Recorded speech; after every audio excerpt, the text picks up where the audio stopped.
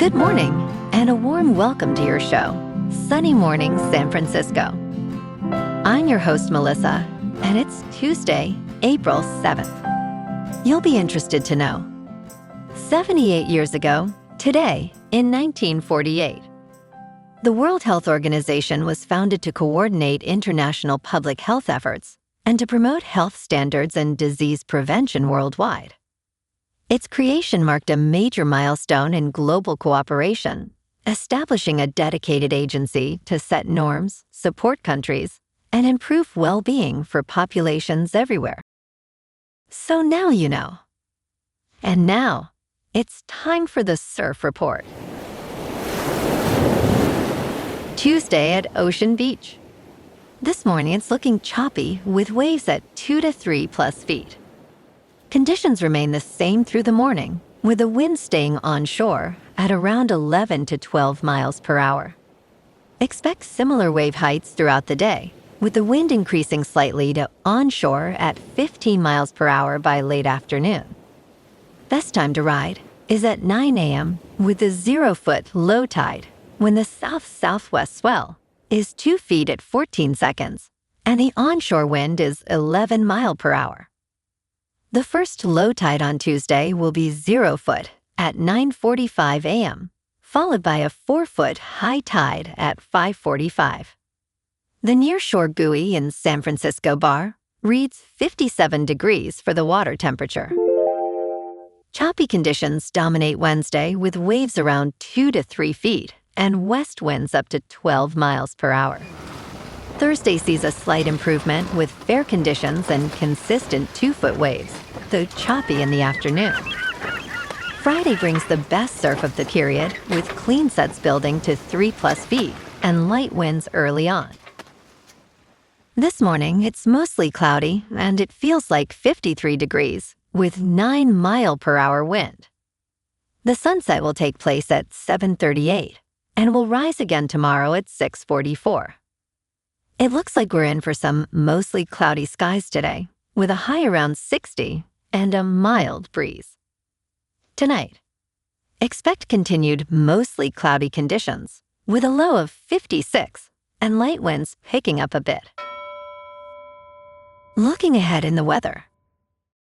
Wednesday will be mostly sunny with a high near 62 and a west wind of 6 to 10 miles per hour.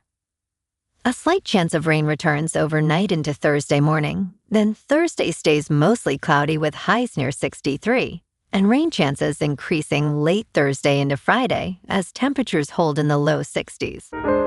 Bonjour, food enthusiasts. This podcast is brought to you by Versailles Cafe and Pastries in Encinitas.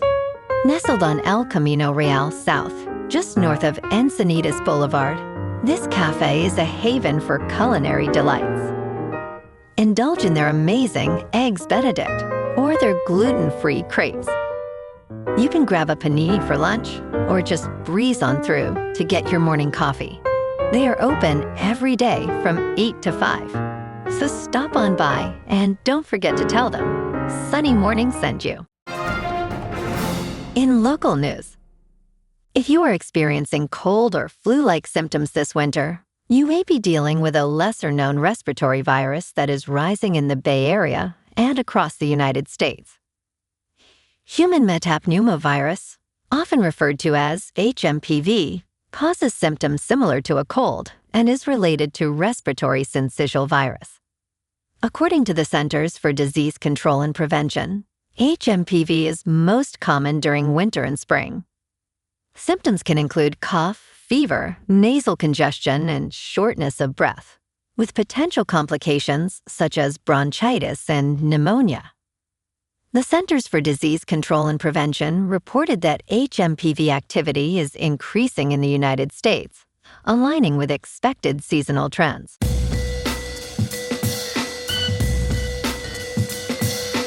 Now on to sports. Michigan fights off UConn to win its first national championship since 1989. On April 6, 2026, in Indianapolis, Indiana, the Wolverines emerged as national champions. The number 1 ranked Michigan defeated the number 2 ranked Yukon 69-63, ending the Huskies' dynasty. This victory marks Michigan's second national championship, breaking the Big Ten's 26-year title drought. The Wolverines, led by second-year coach Dusty May, achieved a record-breaking 37 wins and 3 losses this season. Despite shooting poorly from three-point range, their size and depth proved too much for Yukon to handle.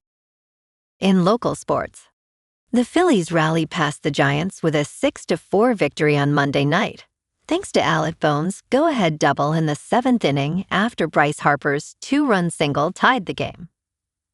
Jonathan Bolin earned the win by pitching the 6th inning, while Brandon Marsh's sacrifice fly added another run for Philadelphia. Adrian Houser looked strong for the Giants in his home debut, but they could not hold on to a 4-run lead. The Giants have now lost 4 straight games and stand at 3 wins and 8 losses, marking their worst start since 2019. Up next, Christopher Sanchez will pitch for the Phillies against Giants left-hander Robbie Ray on Tuesday night. In top news, kids are discovering the joys and pains of the landline. Families are combating screen time with a blast from the past: home phones. However, it has not been a smooth transition. Elsie Wright campaigned for a phone and finally received one for Christmas, but it was a landline. American families are embracing the low-tech life, installing home phones to reduce smartphone use, which has created some hiccups. Luna James Martinez, 9 years old, hung up her new retro-looking handset, thinking it was glitching. Her mom explained what a dial tone was, while Luna struggled with basics like holding the receiver correctly. In business news, the money game is capturing Wall Street's attention as analysts focus on the Strait of Hormuz. With markets wobbling, James Van Gielen states, it's the most bearish outcome. The founder of Citrini Research, known for causing a $200 billion market meltdown, is concerned about how Donald Trump's conflict with Iran will impact financial markets. After watching the president's April Fool's Day address, he felt glum, especially as his analyst in the war zone reported troubling news. Stocks had been rising on hopes of a ceasefire, but Trump's statement suggested a prolonged conflict. What did we rally on then? Asks Van Gielen. In crypto movement, Bitcoin is unchanged at $69,000. Ethereum is down 1% to just over $2,000. And XRP is down 1% to $1.32. Moving on to a more local vibe. In our community spotlight on health and wellness, we are working with a national Pilates studio to bring you some free classes, so listen up. Check out Club Pilates, with several locations in the San Diego area. Pilates presents a comprehensive wellness approach, cultivating strength, reducing tension, and elevating mental well-being. Scientific research affirms its benefits. So now you can check out Club Pilates for a free class, with locations in Encinitas, Solana Beach, Oceanside, La Jolla, and more. Just be sure to tell them Sunny Morning sent you by. And now, back to the show.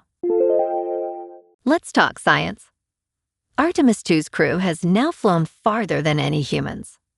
The distance covered, more than 248,655 miles, surpassed the record set by Apollo 13 in 1970.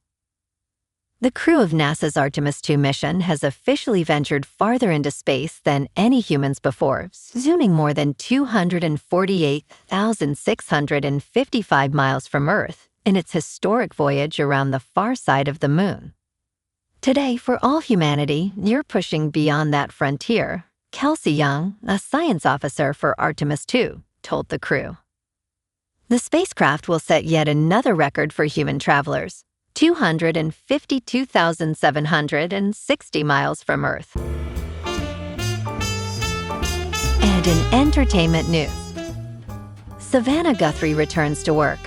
Ready or not, let's do the news. Guthrie has been off air since her mother Nancy was abducted 65 days ago. Savannah Guthrie returned to the Today Show on Monday for real and for good. The NBC News Morning Show's longtime co-anchor was in her familiar chair next to Craig Melvin when a clock struck 7 a.m. Eastern Time. Wearing a cheery yellow dress, surrounded by roses, Guthrie opened with the latest news on Iran, including a potential 45-day ceasefire. "It is good to be home," Guthrie said. Well, alrighty, folks. It's time for the quote of the day. And today, our quote comes from the American author and motivational speaker, Wayne Dyer. And he said, "When you change the way you look at things, the things you look at change, highlighting the power of perspective in shaping our experiences and outcomes." And that's a wrap for this morning. You can check out our Instagram, YouTube, and TikTok for some captivating aerial videos with local news and the surf reports. Have an amazing day, my good friends. We'll see you tomorrow with another episode of Sunny Morning San Francisco.